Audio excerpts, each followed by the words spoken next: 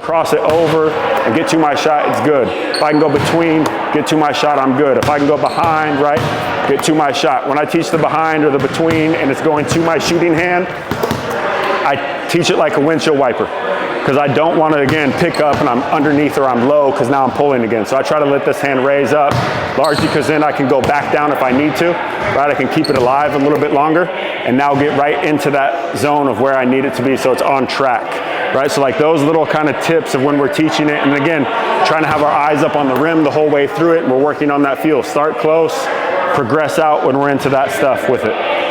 When we're really on the move and like now we're playing out of a zone or like certain spots, right? Now it's just like, how do you want them to work on pulling up?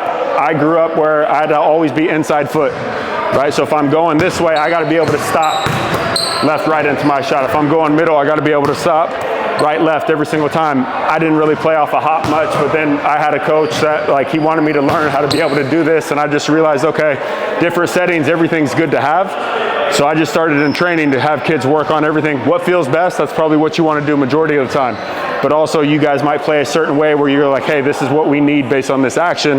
You got to be comfortable stepping into it this way, right? Then it's, for me, shooting comes down to shoulders, right? Footwork is key from like our balance standpoint and where we shift our weight. But if my shoulder, I'm a lefty, if my shoulder's away from the basket, I'm gonna miss more to the side. So before my feet get set, I need my shoulder lined up. So if I'm going to my left, I lead with my shoulder before my left foot hits the ground.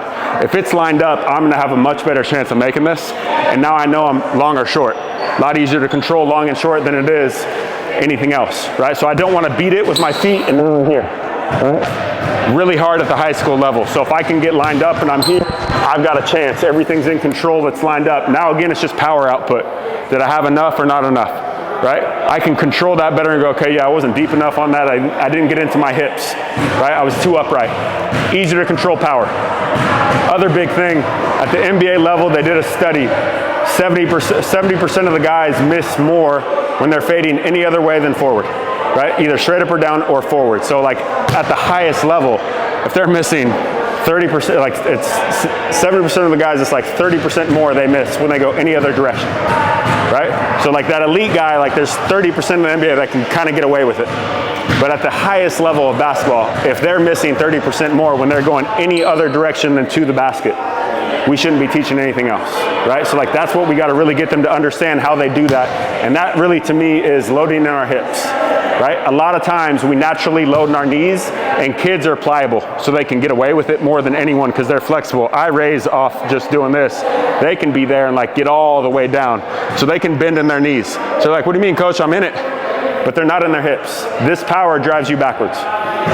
So like there's gonna be an inflection of our knees. It's there no matter what, but we have to get our hips engaged. So that weight you feel like when you sit down like you're about to shoot, we should be feeling it like we have some weight in our heels right now when we're just stationary, right? When I'm loaded. Now when I'm moving, it's gonna shift. We're gonna go heel toe, right? But it starts in that heel so we can get into our hips. So when I step in, I feel it there, but I'm going through those toes, and that should be what carries me. When we're in our hips, it's like a kettlebell swing, and naturally, it's gonna take us forward. If I'm in my knees, that push is a different direction. If you told anyone to like, hey, go up and get this rebound, they're gonna load, and they're gonna go up. That's how they should shoot, right? And if you look at their base, when you tell somebody jump high, they don't get wide, they don't get skinny, they get like shoulder width, and they're like, all right, what do you need, right? So like that's how you get them to learn their base, like teach them those little pieces of it. It's like, we need to be able to set, get here. So all I want you guys to do right now is just like, get on these 3 baskets, get in the line, and we're just gonna go through. I want you just to come through in 1, 2, step in, feel those hips hinge, and as we finish, we're on our toes straight through it every time. Okay?